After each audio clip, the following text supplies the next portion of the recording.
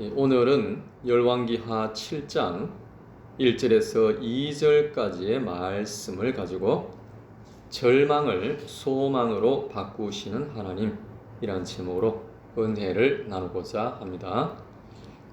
오늘 본문은 사마리아 성이 아람 군대의 오랜 포위로 극심한 기근과 절망 가운데 빠져 있을 때의 이야기입니다. 사람의 눈으로는 더 이상 기대할 것이 없는 절망의 순간이었습니다. 바로 그때 엘리사는 하나님의 말씀을 선포합니다. 오늘 이 말씀을 통해 우리가 현실 속에서 어떤 믿음을 가져야 하는지 함께 은혜를 나누고자 합니다. 첫째, 하나님의 말씀은 환경을 바꾸어 주십니다. 1절, 엘리사가 이르되 여호와의 말씀을 들을지어다.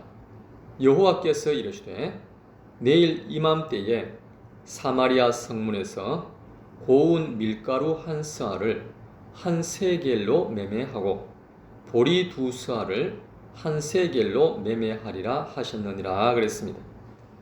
엘리사는 내일 이맘때면 성 안의 물가가 정상으로 회복될 것이라고 담대히 선포했습니다.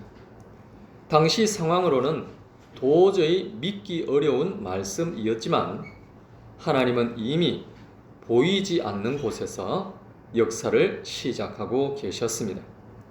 사랑하는 여러분, 우리의 현실이 아무리 답답하고 어두워 보여도 하나님의 말씀이 임하면 환경이 바뀝니다. 상황이 하나님의 말씀을 결정하는 것이 아니라 하나님의 말씀이 상황을 바꾸시는 것입니다. 그러므로 환경을 바라보며 낙심하지 말고 하나님의 약속의 말씀을 굳게 붙드시기를 바랍니다. 두 번째, 불신앙의 태도를 버려야 합니다. 2절 앞부분, 그때의 왕이 그의 손에 의지하는 자 곧 한 장관이 하나님의 사람에게 대답하여 이르되 하나님께서 하늘에 창을 내신들 어찌 이런 일이 있으리요 하더라 그랬습니다. 왕의 장관은 하나님의 약속을 듣고도 믿지 않았습니다. 하나님께서 하늘에 창을 여신다 해도 그런 일은 일어날 수 없다라고 단정을 했습니다. 자신의 경험과 계산으로 하나님의 능력을 제한한 것입니다. 예수님께서 말씀하셨습니다. 마가복음 9장 23절, 할 수 있거든이 무슨 말이냐?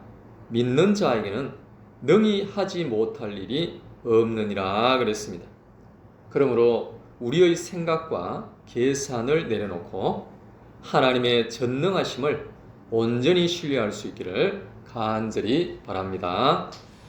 세 번째, 하나님의 말씀은 반드시 성취됩니다. 2절 하반절, 엘리사가 이르되 내가 내 눈으로 보리라. 그러나 그것을 먹지는 못하리라 그랬습니다. 엘리사는 불신했던 장관에게 하나님의 말씀의 성취를 직접 보게 될 것이라고 말했습니다. 그러나 믿지 않았던 그는 그 풍성함을 누리지는 못했습니다. 결국 하나님의 말씀은 선포된 그대로 한치의 오차도 없이 이루어졌습니다.